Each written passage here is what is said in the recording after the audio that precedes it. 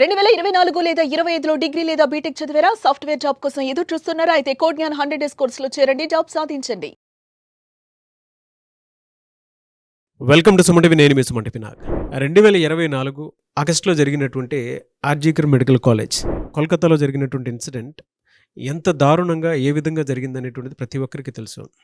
Again అదే కోల్కతాలో మళ్ళీ ఇంకొక ఇన్సిడెంట్ కూడా ఇలాంటిది ఒకటి జరగడం జరిగిందనమాట. వీటికి సంబంధించినటువంటి పూర్తి వివరాలు ఏంటి, అసలు లా కాలేజ్లో ఏం జరిగింది అనేది ఈరోజు మనతో పాటు హైకోర్టు అడ్వకేట్ అలగరి రవీంద్రనాథ్ గారు ఉన్నారు. అది వారి మాటలోనే తెలుసుకుందాం. Hello sir. హాయ్ అండి నాగరాజ్ గారు. అంటే ఒక ఇన్సిడెంట్ మర్చిపోక ముందే ఇంకొక ఇన్సిడెంట్ జరగడం, అది కూడా కలకత్తాలోనే. ఏంటి సార్ అంటే లా కాలేజ్లో జరిగింది ఏంటి? అత్యంత దారుణమైన విషాదకరమైన సంఘటన ఏదైతే ఉందో ఆర్జికర్ మెడికల్ కాలేజ్, యావత్ దేశంతో పాటు యావత్ ప్రపంచం కూడా ఏం జరిగిందనే విషయం మీద ఒక్కసారి పూర్తిగా కదిలిపోయారు. మనం అనేక ఎపిసోడ్స్ కూడా చేసాం. కానీ ఆ సంఘటన ఇంకా మరొక ముందే ఈరోజు లా కాలేజీలో కస్బా అన్నటువంటి ఏరియాలో, కలకత్తాలోని కస్బా లా కాలేజ్ అంటారు దాన్ని. అత్యంత పురాతనమైన కాలేజీ. ఒక లా కాలేజీ స్టూడెంట్ పైన సేమ్ అప్పుడు ఎలా అయితే జరిగిందో అలా అదే విధంగా ఇంకా చెప్పాలంటే ఇంకా పాశవికంగా చెప్పాలి, అత్యంత దారుణంగా ముగ్గురు విద్యార్థులు మూకుమ్మడిగా సామూహికంగా ఒక అమ్మాయి మీద దాడి చేయడం, ఆ దాడితో పాటు మానభంగ ప్రయత్నం చేయడం, ఆ అమ్మాయిని ఎటు కాని స్థితిలో అక్కడ నిర్బంధించేసి సుమారుగా సాయంత్రం బుధవారం రాత్రి 7:30 ప్రాంతంలో లా కాలేజీలో ఉన్న వార్డెన్ రూమ్ పక్కగా ఉన్నటువంటి ప్రాంతంలో ఆమెను నిర్బంధించేసి అక్కడ రమ్మని పిలిచాడు. మనోజ్ మిశ్రా అన్నటువంటి ఒక అబ్బాయి, ఆమెను ఇంతకుముందు క్లాస్మేట్, ఆమె ఫ్రెండ్, 31 years అని చెప్తున్నారు. ఆ అబ్బాయి అక్కడ పిలిచి లా కాలేజీలోనే ఏదో మాట్లాడుదని పిలిపించిన తర్వాత ఆమె మాట్లాడుతుండగానే సడన్గా మరో ఇద్దరు వ్యక్తులు వచ్చారు. ఆ మొత్తం ముగ్గురు కలిసి ఆమెను సింగిల్గా అక్కడ కూర్చోబెట్టి ఆమెను వివస్త్రం చేసి బట్టలు ఇప్పి నగ్నంగా నిలబెట్టి ఆమె మీద పాశవికంగా వంతుల వారీగా ఆమె మీద దాడి చేశారు. అయితే చిన్న కొసవ మెరుపు ఏంటంటే అక్కడ జరిగిన సంఘటనలో ఆమె చనిపోయింది. ఈ సంఘటనలో మాత్రం అదృష్టం బాగుండి ఆ తల్లి ఈరోజు బయటపడింది. తన ప్రాణాలతో బయటపడి పరిగెత్తుకుంటూ ఉన్న కాలేజీకి వెళ్ళి అక్కడి నుంచి ఫోన్ చేసి పోలీసులకు చెప్పిన తర్వాత అసలు విషయం వెలుగులోకి వచ్చింది. ఇది అత్యంత దారుణమైన సంఘటన జరిగింది అని చెప్పి దీని కారణాలు వెతికే పనిలో పోలీసులు ఈరోజు ఉన్నారు. కారణాలు ఏంటంటే ఆరాధిస్తున్నారు. కారణం అంటే ఈ మనోజ్ మిశ్రా అన్న వ్యక్తి, అదేవిధంగా ఈ బాధితురాలు ఎవరైతే ఉన్నారో ఈమె ఇద్దరు కలిసి ఇంతకుముందు ప్రేమించుకున్నారని, కానీ తన ప్రేమని ఈ స్త్రీ అంగీకరించకపోవడం వల్ల అతడు దాన్ని కక్ష కట్టుకొని ఈమెను ఎలాగైనా అంతు చూడాలి అన్నటువంటి ఏకైక దీంతో కేవలం నాకు చెందని వస్తువు ఎవరికి చెందకూడదు అని ఒకే ఒక దురుద్దేశంతో మరో ఇద్దరితో కలిసి మూకుమ్మడిగా దాడి చేసి చంపేద్దామనే ప్రయత్నం చేశారు. బట్ ఎక్కడో అదృష్టం బాగుంది, ఆ తల్లి యొక్క అదృష్టం బాగుంది, ఆ లా కాలేజ్ యొక్క పరువు నిలబడింది అనుకుంటున్నాను నేను. ఇమీడియట్గా మరొక ఆర్జీకర్ దుర్ఘటన కాకుండా ఆమె బయటపడడం, అంటే చనిపోయింది అనుకుని పడేశారు. ఎక్కడ పడేసిన తర్వాత వీళ్ళందరూ వెళ్ళిపోయారు.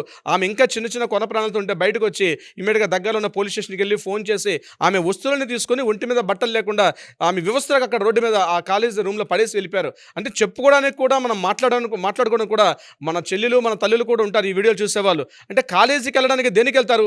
చదువు నేర్చుకుందామని వెళ్ళేటువంటి వ్యక్తులకి అటువంటి పరిస్థితుల్లో కేవలం ఇలాంటి అఘాత్యాలు కూడా జరుగుతాయంటే ప్రతి ఒక్కరు భయకంపితులు అవుతున్నారు. ఎందుకంటే ఒకటి కలకత్తాలోనే ఇటువంటి సంఘటనలు జరుగుతున్నాయి.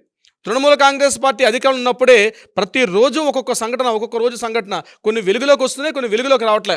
అయితే ఇది ఎందుకు వెలుగులోకి వచ్చింది? కారణం ఏంటంటే ఆ అమ్మాయి డైరెక్ట్గా పోలీసులకు ఫోన్ చేసి నా మీద ఇలా జరిగింది, దాడి జరిగింది, దందున ఆమె కాలేజీలో ఉన్నటువంటి లా కాలేజ్ స్టూడెంట్ అవ్వడం వల్ల కొంత ప్రాధాన్యత సంతరించుకుంది. కానీ నేనేమనుకుంటానంటే ఈరోజు కలకత్తా లేకపోతే వెస్ట్ బెంగాల్ ప్రాంతంలో, ముఖ్యంగా ఈ మమతా బెనర్జీ గవర్నమెంట్లో అనేక మూలల ఏదో ఒక మూల, ఎన్టీఆర్ వెస్ట్ బెంగాల్ స్టేట్లో ఏదో ఒక మూల ఇటువంటి అత్యాచార ఘటనలు జరుగుతూనే ఉన్నాయి. దీని మీద నేను ఇక్కడ పార్టీలను ఉద్దేశించిన ఉద్దేశం ఇక్కడ ఉద్దేశం కాదు, కానీ జరుగుతున్న సంఘటనలు చెప్తున్నాను. మనం వెస్ట్ బెంగాల్ పేపర్ తీస్తే ప్రతిరోజు పేపర్లో ఏదో ఒక మూల, ఏదో ఒక సంఘటన, ఇటువంటి అఘాయిత్యాలు, సామూహిక అత్యాచార ఘటనలు రోజుకు ఉంటాయి. మనం లెక్కలు తీసుకుంటూ కూడా భారతదేశంలో గడిచిన 2020 నుంచి 2025 వరకు ఉన్నటువంటి గణాంకాలు మనం ఒకసారి చూసుకుంటే వెస్ట్ బెంగాల్ ప్రాంతంలో అత్యధికంగా అత్యాచార ఘటనలుగా నివేదికలు కూడా తెలియపరుస్తున్నాయి ఈరోజు.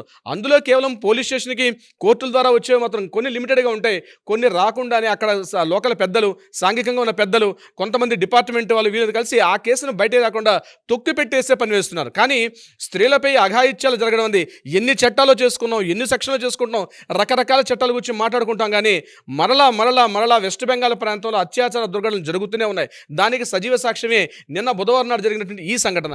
దీని మీద మనోజ్ మిశ్రా, అహ్మద్ ముఖర్జీ అన్నటువంటి ఈ ముగ్గురు వ్యక్తులు కూడా పార్టిసిపేట్ చేశారని ఈ ముగ్గురిని కూడా కస్టడీలో తీసుకున్నారు, వాళ్ళు విచారిస్తున్నారు. కానీ ఒక కాలేజీలో జరగడం అత్యంత దురదృష్టకరం.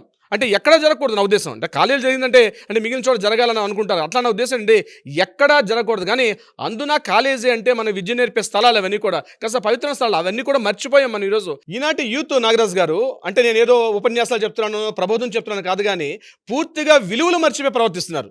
కేవలం అంగాంగ సౌందర్యాలు చూడడం, ఆడపిల్లని కేవలం టీచ్ చేయడం, చేస్తే ఆమెను టీచ్ చేయడం, ఆమెకి ఒక ఆట వస్తువులా, ఆట బొమ్మలా మాత్రమే, ఒక టాయ్లా చూస్తున్నారు తప్పించి ఒక ఆడపిల్ల అన్నటువంటి కనీసమైన మాన మర్యాదలు కూడా ఆలోచించకుండా చేస్తున్న విషయం ఏదైతే ఉందో, ఈరోజు జరిగిన సంఘటన, కస్బా లాకాల్లో జరిగిన సంఘటన ఏదైతే ఉందో, బహుశా ఇప్పటికైనా పుల్ స్టాప్ జరగాలి. అది కాదు, కామాలు జరుగుతూనే ఉన్నాయి. ఒక పుల్ స్టాప్ జరిగి మళ్ళీ ఇటువంటి సంఘటనలు కేవలం వెస్ట్ బెంగాల్ కాదు, దేశవ్యాప్తంగా కూడా ఎక్కడ జరగకూడదు. మహిళలపైన అటువంటి ఆలోచన చేయడానికి ఇంకా చట్టాలు వచ్చేదేం లేదు నాగరాజు గారు.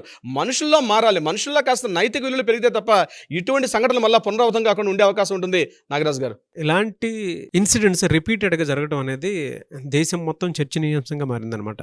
అది దట్టు ఇన్ కల్కటా అగైన్. చాలా బాధాకరం. చూద్దామండి ఏ మేరకు ఉంటుంది అనేది. Anyways thank you so much Ravindranath గారు. Thank you so much Nagaraju గారు. సుమన్ టీవీలో మీ పర్సనల్ అండ్ బిజినెస్ ప్రమోషన్స్ కోసం కింది నెంబర్కి కాంటాక్ట్ చేయండి.